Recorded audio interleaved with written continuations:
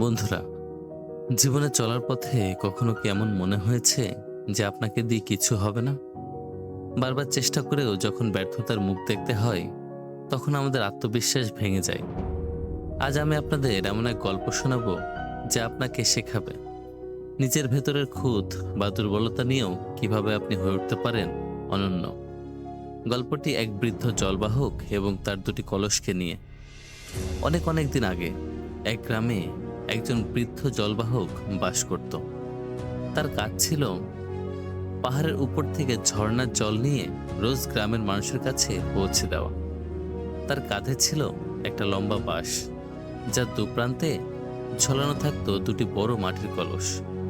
কলস দুটি ছিল তার উপার্জনের একমাত্র মূল হাতিয়ার। কলস দুটির মধ্যে একটি ছিল নিখুঁত, একদম নতুন, সেটা কোনো জল নষ্ট করত না। কিন্তু অন্য কলসটি ছিল পুরনো, যার গায়ে ছিল একটি ছোট্ট ফাটল বা ভাঙা অংশ। রোজ সেই ফাটলের কারণে জলবাহক যখন গ্রামে পৌঁছাতেন, তখন দ্বিতীয় কলসটিতে প্রায় অর্ধেক জল কম থাকত। আর এই কারণেই কলসটি ছিল ভীষণ লজ্জিত এবং হতাশ। 2 বছর ধরে এই একই ঘটনা ঘটছিল। প্রতিদিন কলসটি নিজের ব্যর্থতা নিয়ে কষ্ট পেত।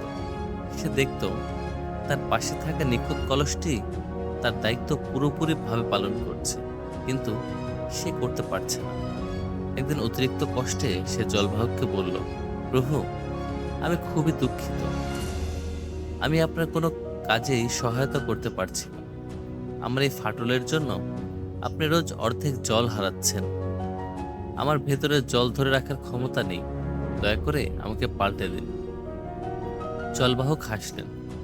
কাঁধের বাঁশটি নামিয়ে রেখে বৃদ্ধ জলবাহক কলসটির দিকে তাকিয়ে শান্ত স্বরে বললেন, কেন তুমি এত হতাশ হচ্ছ? গ্রামে যাওয়ার পথে যেদিকে ফাটল, তুমি কি কখনো সেই দিকটা মন দিয়ে দেখেছ?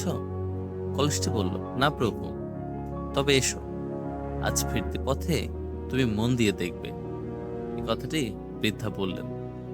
পরদিনে সকালে জলবাহক যখন যথারীতি জল নিয়ে ফিরছিলেন, তখন লজ্জিত কলসটিকে মন দিয়ে দেখতে বললেন এবং লজ্জিত কলসটি মন দিয়ে দেখল।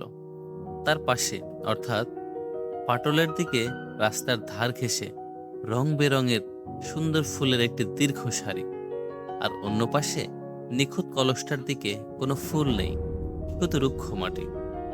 ভাঙা কলসটি অবাক হয়ে জিজ্ঞাসা করলেন, প্রভু, এটা কি? জলবাহক হেসে উত্তর দিলেন, এই ফুলগুলো তোমারই উপহার আমার প্রিয় কলস। আমি জানতাম তোমার মধ্যে এই ফাটলটি আছে, তাই আমি শুধুমাত্র তোমার দিকেই রাস্তার এই পাশে কিছু ফুলের বীজ বুনে দিয়েছিলাম। আর প্রতিদিন তুমি তোমার সামান্য জল দিয়ে সেই বীজগুলোকে নিয়মিত জল দিয়ে গেছো। তোমার ওই ত্রুটির কারণেই আজ আমার কুটিরে ফুল দিয়ে সাজানো। তোমার জন্যই আমি গ্রামের বাজারে ফুল বিক্রি করে কিছু অতিরিক্ত অর্থ উপার্জন করি। বৃদ্ধ জলবাহক কলসটিকে স্পর্শ করে বললেন, তুমি যদি নিখুঁত হতে, তাহলে জীবনে এই সৌন্দর্য কখনোই তৈরি হতে পারত না। তোমার এই ফাটল, এই ত্রুটি তোমার বিশেষত্ব। বন্ধুরা, ঠিক ফাটল কলসিটার মতোই আমাদের প্রত্যেকের কিছু না কিছু দুর্বলতা বা খুঁত নিয়ে জন্মগ্রহণ করি। কখনো কখনো আমরা নিজেদেরকে সেই দুর্বলতার জন্য ব্যর্থ বা অযোগ্য মনে করি। কিন্তু মনে রাখবেন, আপনার জীবনের সেই ফাটল বা ব্যর্থতাগুলি আপনার অন্যতম শক্তি হতে পারে, যা আপনাকে অন্যদের থেকে আলাদা করে তোলে। আপনার অভিজ্ঞতাগুলোই আপনার ভেতরের সেই ফুল ফোটায়, যা অন্যের জীবনেও আলো ছড়াতে পারে। তাই কখনো নিজের দুর্বলতা বা ব্যর্থতা নিয়ে লজ্জিত হবেন না, সেগুলোকে কাজে লাগান। কারণ আপনার জীবনের এই অনিখুঁত অংশগুলি আপনাকে এই পৃথিবীতে আপনার নিজস্ব একটি সৌন্দর্য বা মূল্য দেওয়ার সুযোগ করে দেয়। আপনার খুঁতগুলোই আপনার বিশেষত্ব। এখন পর্যন্ত আপনারা যারা এই ভিডিওটিকে শুনছেন বা ভিডিওটিকে দেখছেন, অবশ্যই একটি লাইক করে চ্যানেলটিকে সাবস্ক্রাইব করে আমাদের পাশে থাকবেন প্রতিদিন এমন সুন্দর সুন্দর ভিডিও পেতে।